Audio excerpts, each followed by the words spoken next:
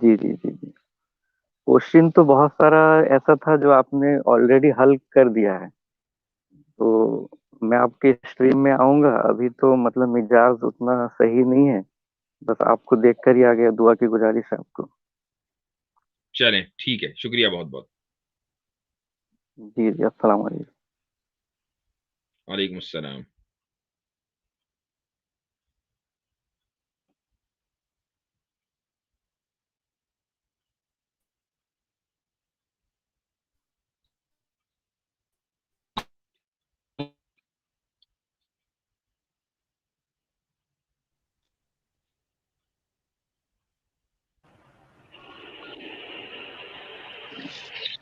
अस्सलाम वालेकुम वरहमतुल्लाहि वबरकातुहू हज़रत।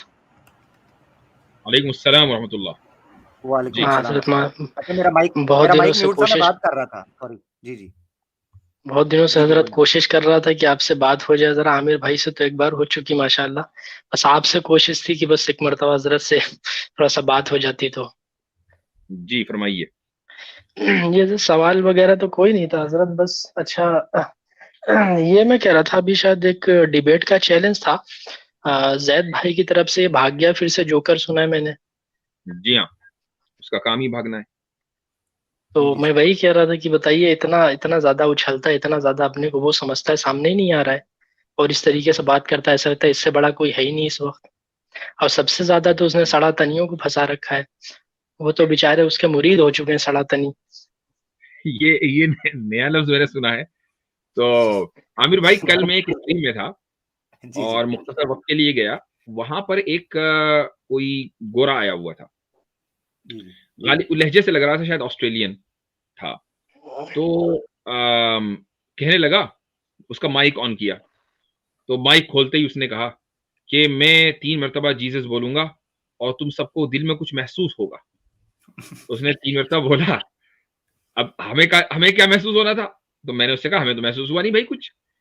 तो कहने लगा, तुम झूठ बोल रहे हो। तो मैंने कहा, भाई झूठ तो तुम बोल रहे हो ना।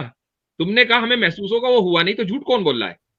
हम्म। तो उस पर वो उखड़ गया। और उसके बाद जैसा इन लोगों का होता है, गालम गलोच पर आ गया, गुस्ताखी पर आ गया। तो खैर उसको भगाया गया वहां से। तो मेरे कहने का मकसद ये होता है कि मैंने आमतौर से जो इन लोगों के जो क्रिश्चियन जो मिशनरीज होती हैं, जो यानी अपनी क्रिश्चियनिटी का प्रचार करने के लिए, इनके दो तरीका होते हैं।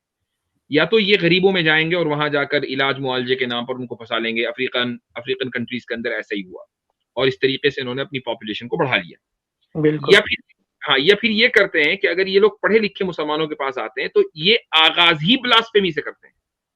हम्म। जो यही काम बेशक। डेविड करता है, यही काम वो जो है ना, इनके अली दावा वगैरह, ये लोग जो जहाँ डिबेट करते हैं, जी जी। स्पीकर्स कॉर्नर, जो नाम speakers corner. Corner, speakers corner में एक वो खातून है, उसका नाम हातून है। खातून का नाम जी। हातून है। तो वो भी यही हरकतें करती है। हम्म। गालिबन टर्किश है वो। तो पॉइंट ये है कि इन लोगों का, और फिर ये जो जिसके बारे में बात हो रही है, जिस शख्स के बारे में, मैं उसका नाम भी अपनी जबान पर नहीं लेना चाहता, तो वो भी यही लानती हरकत, शख्स। सिवाय गाली देने के उसके पास कोई नैरेटिव, कोई आर्ग्यूमेंट, कोई एविडेंस है ही नहीं।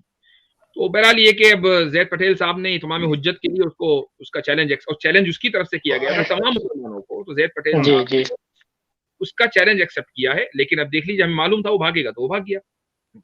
सर उसका काम आजकल है बस हजरत हजरत की। जबरदस्त हजरत, एक मिनट, एक मिनट अटर्नी भाई, एक मिनट, एक बात मैं रखना जी चाहता। हजरत आजकल उसने एक नया टेक्निक लगाई है, वो पता क्या कहना शुरू हो गया, वो दूसरों को भी कहना शुरू हो गया, भाई ना जाओ।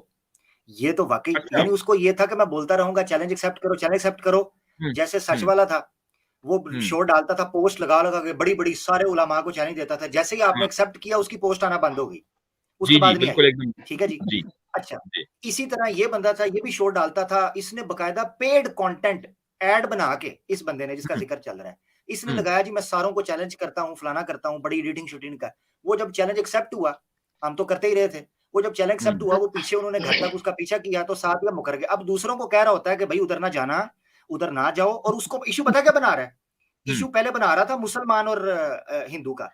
अब उसने हम्म। जब देखा ना, वो एक इनका बंदा आके हमारे चैनल पे एक्सपोज हुआ, कैसे रमज स्ट्रीम पे, तो कहना शुरू हो हम्म। गया, भाई पाकिस्तानी है, पाकिस्तानियों के पास ना जाओ। अब ये भी बंदरबांट शुरू कर दी है। ये है ड्रामा भागने जी। के। अरे तो देखें, आमिर भाई नाम ना लिया करे, जोकर कह दिया करे, चल जाएगा, समझ जाएंगे सब। चले कोई नहीं भाई, जो आपका दिल करता है कहें जी भाई। हजरत, एक चीज और नहीं होगी कि शॉन टेट करके नाम है शायद, माशाल्लाह वो मुस्लिम कन्वर्ट हो गए, मैंने सुनी, खबर चल रही है। एंड्रू जी जी एंड्रू उसकी टेट। बात है। एंड्रू टेट, यस यस जी यस। जी। अच्छा जी जी एटर्निटी जी। भाई, उनकी बात हो गई है और हजरत ने उस पर कहा है, पीछे शायद आपने नहीं सुना। इजाजत लें आपसे, आगे चलें। जी जी जज़ाकल्लाह। बस एक चीज और कहना चाहूंगा हजरत, जो इनका जो चल रहा है जोकर साहब का, एक्चुअली सड़ा तनियों को इसी में बहुत मजा आता है, गाली में ही, तो इसीलिए उसका धंधा अच्छा चल रहा है, तो यही है उसकी, और कुछ नहीं। देखिए भाई, जज़ाकल्लाह हजरत, बस।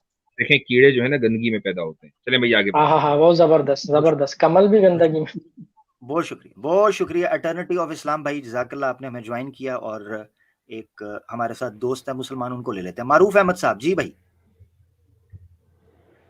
अस्सलाम वालेकुम जनाब। वालेकुम वालेकुम अस्सलाम। अस्सलाम। हजरत जी, एक फिकी मसला मालूम करना था नमाज के ताल्लुक नहीं से। नहीं नहीं नहीं नहीं, फिक्री मसला ना मालूम करें। फिकी नहीं। सर, आप हजरत हजरत जी मारूफ भाई, आप बहुत दिन से मारूफ ट्राई भाई, कर रहा था रोजे के मैं। मसाइल तो आप मस्जिद में जाइए, वहाँ इमाम साहब मौजूद हैं, वो इसी काम के लिए तो हैं। आप उनसे सवाल कर लीजिए, वो जवाब दे देंगे। क्या मसला है नमाज रोजे के मसले में, वो सर, जवाब दे मैं देंगे। दम्माम में हूँ, मैंने मालूम किया था यहाँ पर, अच्छा लेकिन उन्होंने मुझे एक मारूफ भाई बात सुन लें, मारूफ भाई एक बात सुन लें। आप अगर दम्माम चले गए, दम्माम में हैं, तो दम्माम में एक एरिया है सीको।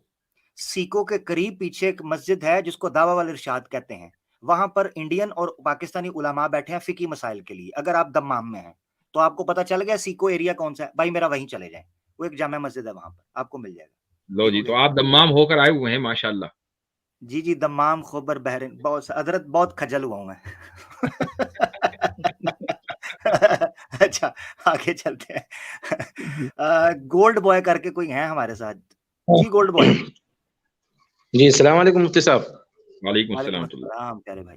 जी मुफ्ती साहब, मेरा एक सवाल था, सूरह निसा की जो आयत है 43, उसमें इल्ला आबिरी सबीलिन, उससे क्या मुराद है?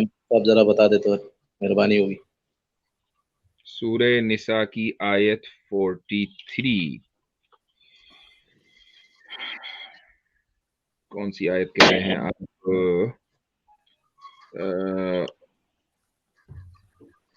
आबिरी सबील। या अय्युहल्लज़ीना आमनू ला तक़रबुस्सलाता व अंतुम सुकारा हत्ता तअलमू, ये वाली।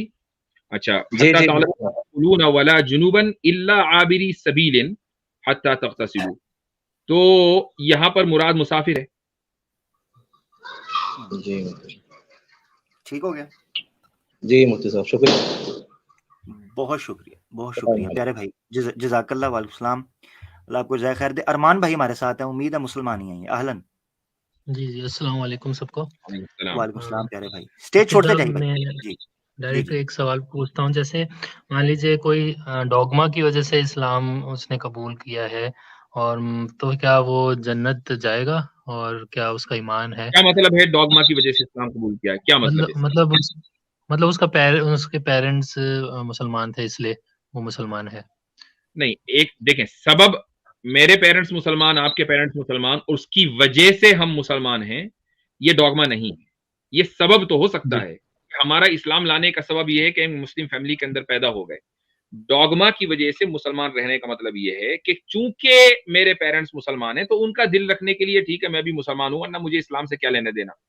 ठीक है, अगर मुझे मुझे मेरे लिए सारे मजहब बराबर है, मैं ठीक है इसलिए मुसलमान हूं चूंकि मेरे पेरेंट्स मुसलमान हैं। जिस आदमी का ये अकीदा है तो वो आदमी मुसलमान नहीं है। जी, ठीक हो गया। तो मुफ्ती साहब, अगर जो एक हदीस है शायद कि राई के बराबर भी किसी का ईमान हो तो वो भी जन्नत में चला जाएगा लास्ट में, इसका तो तो राय के इसमें। बराबर भी नहीं है। उसने सारे मजहब को कहा कि सब मजहब ठीक है, मुझे इस्लाम से जी कोई जी लेना देना नहीं है, मुझे अपने पेरेंट्स से लेना देना है, उनकी वजह से मैं मुसलमान हूँ, कहने को मुसलमान हूँ, वरना वो मुसलमान है कहाँ? जी राय के दाने के बराबर भी उसका ईमान उसके दिल में नहीं है। जी।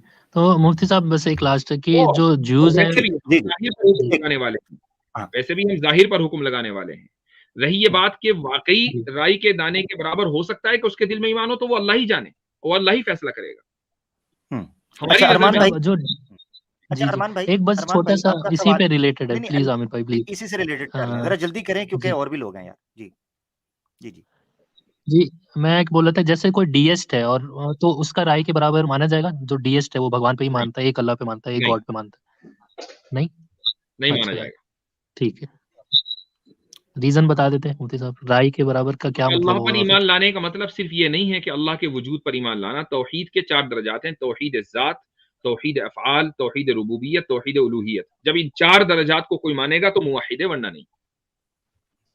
और और जी, ईमान का डीएस ताल्लुक ठीक है। हाँ हाँ, और ईमान का ताल्लुक जो है वो शक से कहीं ऊपर का है, चाहे अदना दर्जे का ईमान भी हो, वो शक से कहीं ऊपर का होता है, तो डीएस्ट की उस कैटेगरी में आते ही नहीं है। ठीक है भाई, जी ओके, बहुत शुक्रिया, जज़ाकल्लाह। बहुत शुक्रिया। डीएस्ट ने ईमान लाना क्या है, जिसको पता ही नहीं कि वो एनर्जी है क्या, जिसको वो मान के चल रहा है कि जी, कोई ना जी। कोई है। ईमान का ताल्लुक तो पहचान से है ना, पहचान के बगैर ईमान क्या। अच्छा जी, नौशाद खान हमारे साथ है। नौशाद भाई जी। अस्सलाम वालेकुम। जी हजरत, वालेकुम एक मिनट, एक मिनट, अस्सलाम। हजरत कुछ कहने लगे जी, आप? मैं जी 5 मिनट्स। ठीक है, ओ, 5 मिनट्स में। जी नौशाद भाई जल्दी से, आखिरी 2 हाँ कॉलर ले जी। लेते हैं हम फिर। जी जी, जी, जी। मैं यहाँ पे बस एक चीज़ के बारे में वैसे पूछने आया था कि आप लोगों ने आजकल एक सद्गुरु का नाम सुना होगा आपने? सुना है। हाँ जी, ये ना मेरे कुछ दोस्त भी हैं, कुछ मुस्लिम्स दोस्त हैं मेरे, बाकी कुछ हिंदू दोस्त हैं मेरे। तो ये ना उनका ना सद्गुरु का ना आजकल क्रेज़ कुछ ज़्यादा ही है कि लाइक सद्गुरु क्या करते हैं ना, स्क्रिप्चर्स उन्होंने कुछ नहीं पढ़ रखा है किसी भी रिलीजन के बारे में।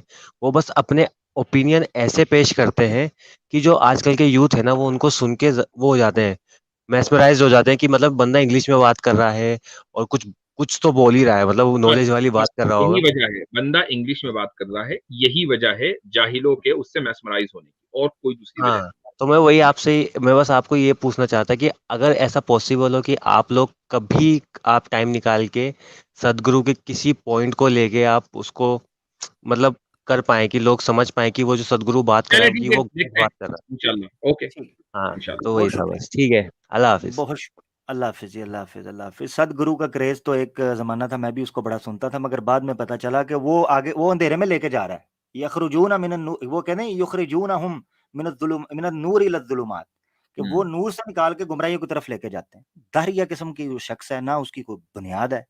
इनर इंजीनियरिंग मुझे आज भी याद है, मैंने काफ़ी अर्सा पहले उसकी एक किताब पढ़ ली, फिर उसके बाद कुछ वीडियोज़ देखी, मगर मैं इस नतीजे पर पहुँचा कि उस बंदे को हिंदू बेस के ऊपर भी आप उसको जस्टिफ़ाई नहीं कर सकते, चाहे कि आप इस्लामिक पॉइंट ऑफ व्यू से आप करें। जी। वो क्या बोलता है खुदाओं के बारे में। ले जी, आखिरी जो है हमारे कॉलर अज़हर सोनू मुफ्ती साहब के लिए आखिरी कॉलर हो सकते हैं, अगर और भी टाइम लग गया जी। जी। जी अस्सलाम वालेकुम वरहमतुल्लाहि वबरकातुहू। वालेकुम सलाम व रहमतुल्लाहि व बरकातहू। जी प्यारे भाई। सबसे पहले तो आमिर हक भाई साहब को मैं बहुत-बहुत मतलब शुक्रिया अदा करना चाहता हूँ कि आप मतलब कि ये जितनी कोशिशें कर रहे हैं ये एक्स मूवमेंट को मतलब कि दबाने की और मतलब कि इनको कुचलने की, और मुफ्ती साहब तो खैर बहुत पुराने हैं माशाल्लाह, इस मतलब वो तो हर फील्ड में माहिर हैं, लेकिन आमिर हक साहब मतलब कि आपका बहुत शुक्रिया अदा करना चाहता हूँ मैं। बीच में मैं ये एक्स एक्स मुस्लिम जो ये साहिल है, मैं उसके बारे में मतलब कि सवा मैंने सबसे पहले उसको इंडिया इंडिया टीवी पे देखा था मैंने उसको। वहाँ से फिर उसका मैं चैनल पे गया, मैंने काफ़ी मतलब कि देखा उसको, वो बेइज्जती करता है, जिस तरीके से वो हुजूर पाक की बेइज्जती करता है, और जैसे कि ये यीशु की कुत्ती जिसे आप बोलते हैं, जो बादाम सीकर, मैं उसको चले एडम सीकर तो नहीं बोलता चले हूँ मैं। आप सवाल रख लें मेरा प्यारा भाई, सवाल रख लें। जी, मुझे मैं बड़ा ये मजा आ कहना रहा है, चाहता मगर हूँ। मुफ्ती मुफ्ती साहब से सवाल रख लें, मुझे मैं एंजॉय कर रहा हूँ जी, जी। मुफ्ती साहब मैं ये कहना चाहता हूँ कि जो जिस तरीके से ये नेशनल टीवी पे इन ये एक्स मुस्लिम जिसे सो कॉल्ड बोलते हैं, ये बादाम सीकर हो गया, ये आपका जाहिल हो गया, ये सब जा रहे हैं, तो आप जैसे मुफ्ती वहां पे क्यों नहीं जा पा रहे हैं? मेरा ये सवाल ये है। जो भी वहां पे मैं देखता हूँ मौलाना साहब कोई भी किसी भाई तंजीम से एक ताल्लुक बार रखता है। बताइए, एक बार बताइए, जी वहाँ जी। मैं खुद से जाऊँगा या मुझे बुलाया जाएगा तो मैं जाऊँगा? नहीं नहीं मुफ्ती साहब, मेरा वो कहने का मतलब ही नहीं, मतलब कि आप लोग क्या मतलब कि क्यों नहीं मतलब कि एक कोशिश करते हैं कि मतलब कि एक एक तंजीम बनाई जाए, कि मतलब कि एक तंजीम ऐसे आपको नहीं लगता है बनना चाहिए कि भाई भाई मुझे नहीं मुझे मुझे मुझे मैं अजहर भाई, हजरत ने जो आपसे जी सवाल पूछा वो क्रक्स है आपकी बात का। मुझे ये बताएं, एक डायरेक्टर जो है, वो एक राइटर जो है वो फिल्म लिखता है, और डायरेक्टर जो है वो कास्ट डायरेक्टर एक होता है। वो कहता है जी कि जी मैंने बेशक। इधर से जाहिल को उठाना है और एक टीवी वाले मौलाना को उठाना है। उसने तो स्क्रिप्ट दी हुई है, वो हजरत को कैसे कास्ट करेगा? क्योंकि सारी की सारी फिल्म जो है वो तलपट हो जाएगी। तो आप समझ जाएं इस जी चीज से वो कि जो तो पूरा कास्टिंग स्क्रिप्टेड जो होता है सर। कास्टिंग डायरेक्टर है ना, वो ऐसे हजरात को वहां पर लेकर आता है जिनकी अपोस्टेसी के साथ या एथिज्म के साथ डील करने की टेक्निक उनकी डोमेन ही नहीं है। बिल्कुल बिल्कुल, मेरे को इनका पूरा स्क्रिप्ट उनको पता है ले सर, आते हैं। मैंने भी एक न्यूज़ चैनल पे मैंने काम किया हुआ है, मैं वहाँ पे इंटर्नशिप मैंने की हुई है, तो मुझे पता है ये 5-5 हज़ार वाले मौलाना जो आते हैं। लेकिन इन मौलाना के ऊपर आपको नहीं लगता कि रोक लगनी चाहिए, कोई ऐसी तंजीम बनाई जाए जो मतलब कि एक फतवा दे, एक बड़े उलमा लोग की, देखिए मतलब भाई, कि जो भी मैं ये आपको मौलाना बताता आएंगे। हूँ कि जी दारुल देवबंद ने एक स्टेटमेंट जारी करके इन सारे 2% के लोगों के खिलाफ एक्शन लेने की अपील की हुई है लोगों से, और तमाम के तमाम यानी जो मुस्लिम तंजीमें हैं सब इनसे अपील कर चुके हैं। इनफरादी सतह पर मैं ही कितने लोगों से बात कर चुका, मैं बात कर चुका हूँ आमिर रशीद, क्या नाम है उसका, साजिद रशीदी से, साजिद रशीदी से मेरी बात हुई है। इसी तरीके से एक वो है रजा, क्या नाम उसका, पहले बहुत ज्यादा आता था, उससे बात हुई है मेरी। साजिद रशीदी को इतना मैंने बोला कि तुम्हें जो है सही से बिस्मिल्लाहिर्रहमानिर्रहीम नहीं आती है, ठीक है, कुछ और तो छोड़ दीजिए, मैं उसका नाम लेकर यहां बोल रहा हूं, और उसकी वजह है कि Muslim ummah is Indian Muslim ummah is really fed up with this person, कि ये आदमी चैनलों के ऊपर जाता है और चैनलों पर जाकर मुसलमानों को पैसे लेकर ये बदनाम करने की कोशिश करता है। ये आदमी तो प्लांटेड है, तो आपको पता है कि कैसे लोगों को बुलाया जाता है। तो जितने भी वहां लोग जा रहे हैं उनमें से 99% लोगों को मैं कहूंगा के बारे में कहूंगा कि ये सारे के सारे प्लांटेड है। कोई एक आदमी मुखलिस कभी कोई चला जाता है भूला भटका, हम उसके भी जाने के खिलाफ हैं। बिल्कुल सर, ये सारे संघ के लोग होते हैं अजहर जो भाई, इनका जो अजहर मुझे भाई, पता है। जी अजहर जी भाई, जी अगर आपकी जी बात, आमिर भाई। क्योंकि आप उसी बात को अंडोर्स करेंगे, मैं चाह रहा हूँ एक और कॉलर लेने जाते जाते मुफ्ती साहब से, ताकि आपके वक्त जी बच जी जाए। ठीक है, बहुत जी जी शुक्रिया मेरा बिल्कुल प्यारा। बिल्कुल सर, बहुत शुक्रिया जज़ाक आपका खैर, आमिर भाई, मुफ्ती साहब से। अस्सलाम बहुत वालेकुम। शुक्रिया। वालेकुम वालेकुम सलाम, वालेकुम सलाम। रिजवान आलम साहब हमारे साथ जुड़े हैं, उनको भी ले लेते हैं, जो हमें मुसलमान नजर आ अस्सलाम रहे हैं। जी वालेकुम रिजवान, वरहमतुल्लाहि वालेकुम वबरकातुहू। सलाम। वालेकुम सलाम, क्या खैरियत हाल से है हैं जी? मुफ्ती साहब? अल्हम्दुलिल्लाह। जी जी ये मेरा कोई सवाल नहीं, बस मैं खैरियत पूछने आया था। मेरे पास कोई सवाल अरे नहीं, ठीक, मेरे जी, पास बहुत कुछ बहुत होता भी शुक्रिया। है तो बहुत अल्हम्दुलिल्लाह आप लोग को सुन के मुझे पूरा डाउट क्लियर हो जाता है, और मैं इसीलिए आता हूँ कि आप लोग बताते हैं तो अल्हम्दुलिल्लाह बहुत अच्छा बताते हैं। आमिर भाई आप भी बहुत अच्छा बताते हैं। अल्हम्दुलिल्लाह, चलें, शुक्रिया, अल्लाह बारकल्लाह जी, फीक। अस्सलाम वालेकुम, अस्सलाम शुक्रिया, वालेकुम। आप वालेकुम सभी सलाम। हजरात से मैं इजाजत चाहूंगा, बहुत बहुत शुक्रिया आज याद करने के लिए। तो आज मुफ्ती इतना साहब, ही टाइम दे पाऊंगा, इंशाल्लाह फिर किसी वक्त जरूर हाजिर होंगे। मुफ्ती साहब आपने इंशाल्लाह। बहुत बहुत कीमती टाइम दिया। अल्लाह ताला आपको जज़ाय खैर दे, अल्लाह आपको सलामत रखे। ये आपकी मोहब्बतें हैं, और बारकल्लाह। माशाल्लाह जिस तरह की आपको अल्लाह ताला ने तबीयत अता की है, जिस तरह की हलीम तबीयत है आपकी, माशाल्लाह आपको हमेशा हंसते मुस्कुराते हुए हमने देखा। अल्लाह आपको ऐसे ही सलामत रखे हमारे सरों पे। आमीन आमीन। और जिस तरह से आप माशाल्लाह इन चीज़ों को लेके चल रहे हैं, जैसे कि आज आपने हमें टाइम दिया, बड़ा कीमती वक्त है आपका। मैं तो खुसूसन जानता हूँ कि किस हद तक आपको मतलब मसरूफियात है, उसके बावजूद आपने टाइम दिया। सर, मैं पूरी इस्लामिक अवेकनिंग टीम की तरफ से और अपने मुसलमान भाइयों की तरफ से आपका बहुत शुक्रगुजार हूँ, तहे दिल से मशकूर हूँ सर आपका।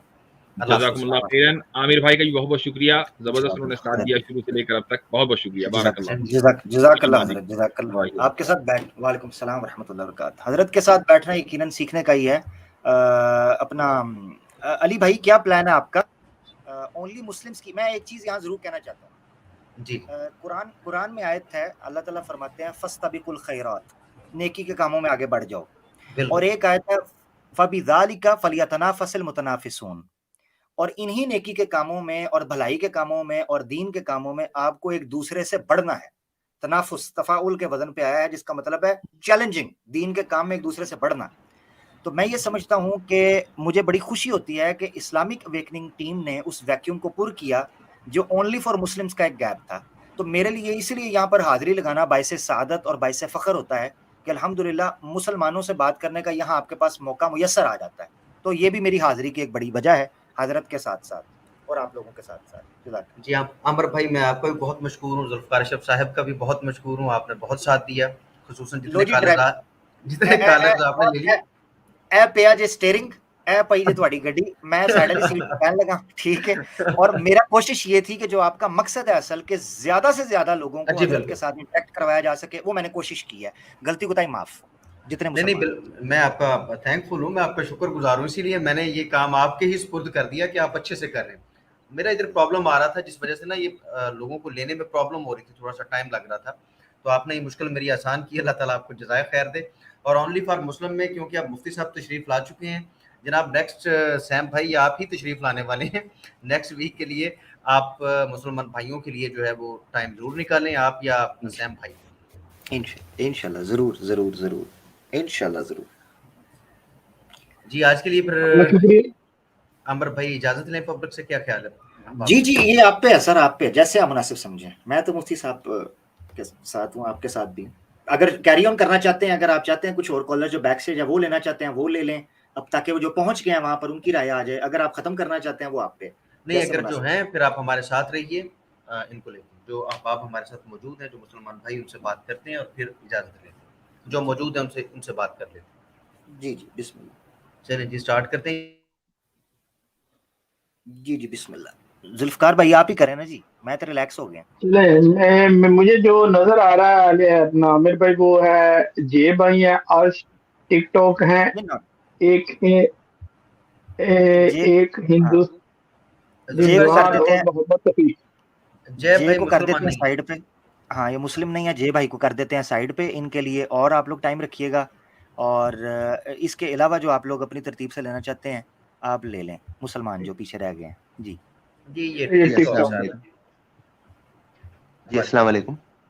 वालेकुम अस्सलाम। मेरा सवाल जी मेरा सवाल ये था कि बहुत सारे एक्स मुस्लिम्स और क्रिश्चियन प्रिंस भी ये इल्ज़ाम लगाते हैं कि हमारे प्रॉफिट्स के फादर जो थे उनकी डेथ 4 साल पहले हो गई थी। तो इसका जवाब क्या? मैं सर्च करने की बहुत कोशिश करा, पढ़ने की उसके बारे में, लेकिन मेरे को कुछ मटेरियल मिला नहीं उसके बारे में। आपकी राय जानना चाहता था। इस पर एक डिबेट है चैनल के ऊपर, एडम वर्सेस आमिर हक, जिस आमिर हक, उस पर मैंने ऊपर चैलेंज किया था। मेरा आज भी चैलेंज बरकरार है, क्योंकि ये इसने बड़क मार के कहा था कि मेरा चैलेंज है नबी पाक सल्लल्लाहु अलैहि वसल्लम की बर्थ के ऊपर, कि जी वो 2 साल तक वालदा प्रेग्नेंट रहीं और 4 साल बाद उनकी पैदाइश हुई। मेरा चैलेंज है ये आज है। मैं उस दिन का इंतजार कर रहा हूं कि जब ये सामने आए और इस टॉपिक के ऊपर आके डिबेट कर ले। ठीक है, एक भी सबूत ये नहीं दे सका। एक गलत कैलकुलेशंस हैं कि इधर से उधर कर लिया, इतने साल में शादी हुई थी, शादी के बाद हजरत अब्दुल्ला जो है वो सफ़र पर चले गए, वहाँ से वापसी नहीं हुई, वफात हो गई, मदीना में दफन हुए, फिर वालदा जो हैं वो इतनी देर प्रेग्नेंट रहीं। ये सारी बातें, इसके ऊपर डिटेल बात हो सकती है, मगर मसला ये है कि कोई एक एतराज़ करने वाला सामने आए। मैं इस चीज़ के इंतज़ार में हूँ, क्योंकि इसने एक एतराज़ ये किया था कि जी हज़रत हमज़ा और नबी पाक सल्लल्लाहु अलैहि वसल्लम की उम्र की कैलकुलेशन करके इसने ये किया। ऐसे ही टिकटॉक भाई, ठीक है, क्योंकि हज़रत हमज़ा जो हैं, आप शायद मेरे हाल सुनना चाह रहे हैं, हज़रत हमज़ा जो हैं वो नबी पाक सल्लल्लाहु अलैहि वसल्लम से कुछ अरसा बड़े थे। तो ये कहते हैं 2 साल, 1.5-2 साल के करीब। ये कहते हैं कि अगर वो नबी पाक सल्लल्लाहु अलैहि वसल्लम से बड़े थे और हज़रत अब्दुल मुत्तलिब की शादी जिनसे हुई थी, उन्हीं की बहन से या उन्हीं की बेटी से हज़रत अब्दुल्ला की शादी की गई थी, उसी कबीले से। तो इसीलिए वो एक साथ पैदा होने चाहिए थे। अगर वो 2 साल छोटे हैं या 3 साल छोटे हैं नबी पाक सल्लल्लाहु अलैहि वसल्लम से, तो इसका मतलब ये है कि हज़रत अब्दुल्ला तो चले गए, और जब वो चले गए सफ़र पर तो वापसी में उनकी वफ़ात हो गई। तो इसका मतलब है पहली दफ़े जब शादी हुई थी तभी बीबी आमना जो है वो प्रेग्नेंट थी नबी पाक सल्लल्लाहु अलैहि वसल्लम से, बतन मुबारक में। तो लिहाजा उनकी पैदाइश जब हुई तो 2 साल 3 साल का जो हज़रत हमज़ा से फ़र्क है, उस फ़र्क को कैलकुलेट करके वो कहता है कि नबी पाक सल्लल्लाहु अलैहि वसल्लम 2-3 साल बाद अपनी फादर के वफ़ात के पैदा हुए हैं। तो इससे पता चलता है कि हज़रत बीबी आमिना जो हैं वो नबी पाक सल्लल्लाहु अलैहि वसल्लम का बतन मुबारक जो 2-3 साल तक प्रेग्नेंट रहीं। ये एतराज़ वो करता है। मज़े की बात यह है कि हज़रत हमज़ा की पैदाइश तो उन 10 बच्चों में थी, 10 बच्चों में जिनके बाद नज़र मानी थी, और हज़रत अब्दुल्ला भी उस वक़्त थे। ठीक है, हज़रत अब्दुल्ला भी उस वक़्त मौजूद थे, अब्दुल मुत्तलिब के बेटों में से, यानी 10 बच्चे। और ये अल-बिदाया व निहाया के अंदर इब्ने कसीर ने जिक्र किया है। सीरत इब्ने इसहाक का हवाला देकर कहता है जी हमें नहीं मिला, उसमें हमें नहीं मिला, जबकि तारीख तबरी के अंदर भी मौजूद है, बिदाया व निहाया के अंदर भी मौजूद है। मैंने ओरिजिनल हवाला दिखाया वहां पर कि हज़रत हमज़ा और हज़रत अब्दुल्ला इनकी ये वहां पर मौजूद थे। ठीक है, उस नज़र के अंदर जो नज़र मानी थी हज़रत अब्दुल मुत्तलिब ने कि अगर मेरे 10 बेटे हुए मैं एक को अल्लाह के रास्ते में कुर्बान कर दूंगा, ह्यूमन सेक्रीफाइस जिसको वो कहते हैं, मगर उसके बाद उनको मना कर दिया गया, रोक दिया गया। ठीक है, ये वो कहते हैं। खैर, मैं चाहता हूँ वो सामने आए, मेरा चैलेंज है इसके ऊपर कि वो आके बात करे, और इसी चीज़ पर मैं सवाल करूंगा कि क्या साइंटिफिकली ये पॉसिबल है कि नहीं, कि अगर इस थ्योरी को भी मान लिया जाए कि नबी पाक सल्लल्लाहु अलैहि वसल्लम की वालदा जो है वो 2 साल तक प्रेग्नेंट रही हैं, क्या ये साइंटिफिकली पॉसिबल है या नहीं? नंबर 1। नंबर 2, मैंने उसमें सवाल किए हैं, अगर वो मेरा प्रोग्राम देख लेना जो मैंने प्रोग्राम किया है, आज से 7-8 महीने पहले का प्रोग्राम है, 7-8 महीने पहले का, तो उसमें मैंने 4 से 5 बड़े सवाल दिए हैं कि अगर एडम सीकर उन 5 से 7 सवालों को हल कर ले तो मैं मान जाऊंगा ये बात जो कर रहा सच है। सिंपल भाई, इतनी मेरी गुजारिश है। बहुत शुक्रिया जी टिकटॉक भाई, बहुत शुक्रिया। जज़ाकल्लाह। रिजवान भाई पहले आए नहीं थे। एक रवायत, हाँ, उसमें मैंने इस चीज का भी जवाब दिया है, क्योंकि अभी ये बात हुई है तो मैं उसको इसमें रिकॉर्ड में लेके आना चाह रहा हूँ। उसमें इसने बुखारी शरीफ की एक हदीस पेश कर दी कि जिन नबी पाक सल्लल्लाहु अलैहि वसल्लम ने एक जंग में कहा कि अनन नबी ला कज़िब अना इब्नु अब्दुल मुत्तलिब, बुखारी शरीफ की हदीस है कि मैं नबी हूं, मैंने कभी झूठ नहीं बोला, अनबनु अब्दुल मुत्तलिब, मैं अब्दुल मुत्तलिब का बेटा हूं। उससे इसने कहा कि नाउज बिल्ला, नाउज बिल्ला, नाउज बिल्ला, अब्दुल्ला तो सफर पर जाकर फौत हो गए, तो बीबी आमना तो प्रेग्नेंट नहीं हुई थी, नाउज बिल्ला तो हजरत अब्दुल मुत्तलिब के ये बेटे थे कि अपनी बहू के साथ उन्होंने शादी कर ली। ये एतराज किया। मैंने इसको उसमें बाइबल का हवाला दिया है कि मुझे बताओ बाइबल में ईसा अलैहि सलाम को यूसुफ का बेटा भी कहा गया है। Bible Luka, gospel of Luke में जो जिनोलॉजी लिखी है, शजरा नसब लिखा है, उसके अंदर ये मामला किया गया है, नंबर 1। नंबर 2, पॉल ने खुद को इब्ने आदम कहा है। बुक ऑफ एक्ट्स के अंदर पॉल ने खुद को इब्ने आदम कहा है। खुद यसु मसीह को इब्ने आदम कहा गया है। तो इसका मतलब है वो आदम अलैहिस्सलाम के बेटे हैं? आदम अलैहिस्सलाम के बेटे हैं? नहीं। बाज़ औक़ात जब आप एक जुमला कहते हैं उसमें एक ऐसे कौम के ऐसे शख्स का नाम लिया जाता है जो मुशरिकीन मक्का के यहाँ रोब हो। अब्दुल मुत्तलिब को मुशरिकीन, जो कुरैश का कबीला था, वो अपना लीडर मानता था। तो नबी पाक सल्लल्लाहु अलैहि वसल्लम ने कहा कि अनन नबिय्यु ला कज़िब, मैं नबी हूं, मैं झूठ नहीं बोलता। अनब्नु अब्दुल मुत्तलिब, मुझे डरा के कैसे पीछे हटा सकते हो, मैं तुम्हारे सरदार का बेटा हूं, यानी उसकी नस्ल से हूं। और मुझे बताओ कि दादा जो है उसका बेटा बाप हुआ, उसी की नस्ल से पोता और पड़पोता होता है, तो ये कैसे कहा जा सकता है? इस तरह की निस्बतें तो हर जगह पर पाई जाती हैं, ये कैसे हुआ? अच्छा मुझे ये बताओ, बनी इसराइल, मैंने इसको ये सारे कैप्सूल गैरत के उस प्रोग्राम के अंदर दिए हैं, मुझे बताओ ये बनी इसराइल कहते हैं, मुझे बताओ इसराइल तो याकूब अलैहिस्सलाम का लक़ब था, तो बनी इसराइल का मतलब हुआ याकूब के बेटे। इनमें से कितने हैं जिनका बाप याकूब अलैहिस्सलाम है? उनकी नस्ल से ही है ना। तो एक मशहूर शख्स को या एक कबीले के लीडर को या जिससे नाम मंसूब होता है, कहा जाता है मैं उसका बेटा हूं, इसलिए बनी इसराइल को बनी इसराइल कहा जाता है, बनु इस्माइल को बनु इस्माइल कहा जाता है। ये मेरे सामने आए इस चीज के ऊपर, तो फिर मैं फटे कटांगा बात। बहुत शुक्रिया। अमर भाई कदों आएगा यार, उन्होंने इस चीज का पता है यार, क्यों नहीं करना कर दो यार। अच्छा ए वाहिद प्रीचर है, ਅੱਬਲ ਤੇ ਫਟੀਚਰ ਹੈ, ਆਪਣੀ ਬਾਈਬਲ ਨੂੰ ਪੜ੍ਹਦੇ ਹੀ ਕੋਈ ਨਹੀਂ ਹੈ, ਉਹਦੇ ਵਿੱਚ ਇੰਨੀਆਂ ਕੁ ਗਲਤੀਆਂ ਹੈ ਨੇ, ਐਨੇ ਉਹਦੀਆਂ ਵਿੱਚ ਚੀਜ਼ਾਂ ਨੇ ਕਿ ਉਹ ਦੱਸਦਾ ਹੀ ਕੋਈ ਨਹੀਂ ਹੈ ਦੁਨੀਆ ਨੂੰ ਕਿ ਦੇਖੋ ਜਿਹੜੀ ਮੇਰੇ ਕੋਲ ਪਈ ਹੈ ਉਹਦੇ ਵਿੱਚ ਉਹਦਾ ਕੀ ਹਾਲ ਹੈ। ਜਿਸ ਦਿਨ ਉਹਨਾਂ ਨੇ ਕਿਸੇ ਨੂੰ ਪੜ੍ਹ ਲਿਆ ਨਾ, ਮੈਂ ਕਹਿੰਦਾ ਉਹਨਾਂ ਨੇ ਵੀ ਕਹਿਣਾ ਕਿ ਇਹਦੇ ਵਿੱਚ ਰਿਫਾਰਮ ਕਰਨ ਦੀ ਜ਼ਰੂਰਤ ਪੈ ਜਾਣੀ ਹੈ। रिफॉर्म करते रहे ने जी, रिवाइज स्टैंडर्ड वर्जन हुण नवा आ गया, न्यू रिवाइज स्टैंडर्ड NRSV अगे लाइक जिस तरह नहीं आता आईफोन 1 2 3 आज आ रहा है 11 pro max, pro ultra max plus plus plus I फलाना, तो ये भी ये बाइबल दे इन्होंने को वर्जन कढे होने को 15-20 यार। अमर भाई की करन हुण गल्लां ही हो जियां ने, ते ना लेटेस्ट वर्जन कढण ते की करन, तुसी दस दो, कोई सलाह दे दो। बिल्कुल चलो अच्छा, ठीक क्यों नहीं अली मामर भाई, मैं आपसे ये पूछना चाहता हूँ, ये लोगों को क्यों नहीं बताता अपनी बाइबल के बारे में, तो रिच क्या है? क्रिश्चियन मिशनरी का, भाई मेरी बात सुने, क्रिश्चियन मिशनरी का ये है, यही मसला होता है, तो वो अपनी नहीं बताएगा, वो कीड़े निकालेगा। क्रिश्चियन मिशनरी की टेक्निक ये है, ये एक्स मुस्लिम नहीं है, मैंने आपको सर खोल के बता दिया, अब तो आप लोग माशाल्लाह जानते हैं। बिल्कुल एक्स मुस्लिम कब से, ये क्रिश्चियन है, पैदाइशी क्रिश्चियन है, ये कट्टर। ना तो इसके जो बड़े प्रीचर है वो तो ढोल ढमाले से इंडिया में जाके करते हैं, वो तो बेचारे भगवानों की तस्वीरें दिखा के लोगों को उल्लू बना रहे हैं। हाँ बिल्कुल बिल्कुल बिल्कुल, वो भी प्रोग्राम आपने देख लिया, वो भी टोपी ड्रामा बता, बिल्कुल जी। चले नेक्स्ट कॉल को ले लें अली भाई हमारे पास। जी रिजवान भाई सिर्फ एक जुमला कह के मैं माजरत चाहता हूं, बात रिजवान भाई 1 मिनट आपके बीच में जी, मैं सिर्फ तेजी से एक जुमला, ये आपने कहा ना कि उनके भगवान के रूप में, मैं ये मरियमाबाद गया, ठीक है, को 3-4 बार मैंने इनकी ये रोमन कैथोलिक की, मैं पाकिस्तान में था जब, तो मैंने 3-4 बार इनकी कॉन्फ्रेंस अटेंड की, जो पाकिस्तान की सबसे बड़ी रोमन कैथोलिक्स की, ये जितने सारे मसीह हैं इनकी होती है, फैसलाबाद से आगे समुद्री के करीब करके मरियमाबाद है, कटाई के बाद वहां पर ये इनका कॉन्फ्रेंस होती है, पाकिस्तान सबसे बड़ी। वहां पर जो बीबी मरियम का इन्होंने अलैहिस्सलाम का जो बनाया हुआ है, मूर्ति बनाई है, उसको इन्होंने टीका भी लगाया हुआ है, और उसके हाथ ऐसे जुड़े हैं जैसे मंदिर के अंदर भगवान के नहीं जुड़े होते, और ऊपर चुन्नी डाली हुई है, ऐसे हाथ जुड़े हुए हैं। मुझे बताओ ईसाई कब से ऐसे हाथ जोड़ने लगे नमस्ते की तरह? ये सारा धंधा है सर हिंदुस्तान के अंदर क्रिश्चियन मिशनरी का। जी जी ब्रदर रिजवान, अस्सलाम वालेकुम। वालेकुम अस्सलाम।